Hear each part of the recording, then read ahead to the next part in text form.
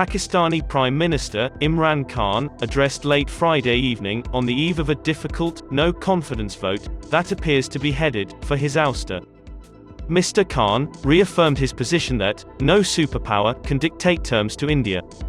The Supreme Court of Pakistan declared the Deputy Speaker's decision illegal and ordered the National Assembly to convene no later than 10:30 a.m. on April 9 for the no-confidence vote against Imran Khan. He said that Indians are self-respecting individuals. "I'm disappointed that we don't have a good relationship, only because of RSS philosophy and what is done with Kashmir." Moments after Pakistan Prime Minister Imran Khan praised India in his national speech, PMLN leader Maryam Nawaz slammed Khan and asked him to leave Pakistan and relocate to India. She went on to say on her official Twitter account, "Those who have been applauding India should be aware that 27 no-confidence motions have been filed against several Indian prime ministers, yet no one has tampered with the constitution, democracy, or ethics."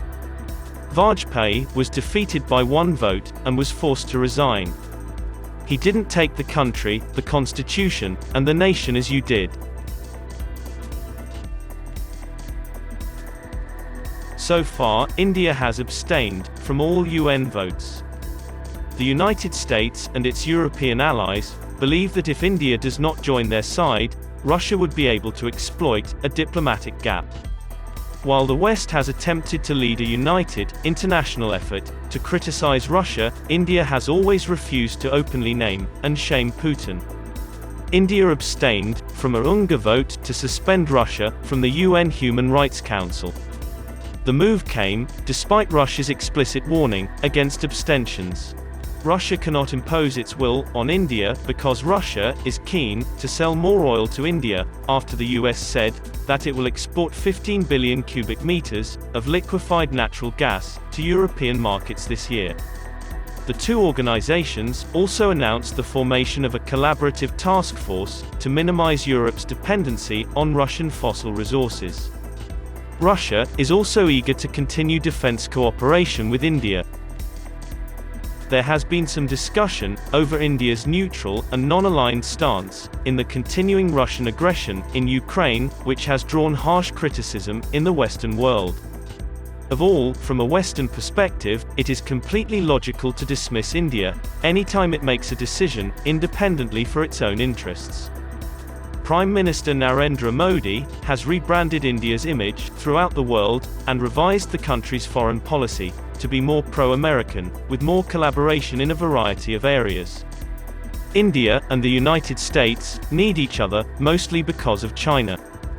Nonetheless, India's constantly neutral attitude reflects the country's desire to avoid being entangled in the larger US game of international politics, which may explain much of the US criticism of India. What the world fails to recognize is that India's non-aligned worldview stretches back to the nation's inception, when India's first Prime Minister, Jawaharlal Nehru, articulated India's case for taking a non-aligned stance when the Soviet Union invaded Hungary in the mid-1950s. In truth, India's attitude and perspective on foreign affairs, as well as its worldview, have remained largely unchanged over the years. If only it could become more forceful, as exemplified by the powerful muscular image of a confident India today. The US would want to see India separate itself from Russia, but India has stayed unimpressed thus far, to the dismay of the lone global supercop that America believes it is. China will also not play by American rules, continuing commerce with Russia, and refusing to abide by American-imposed sanctions.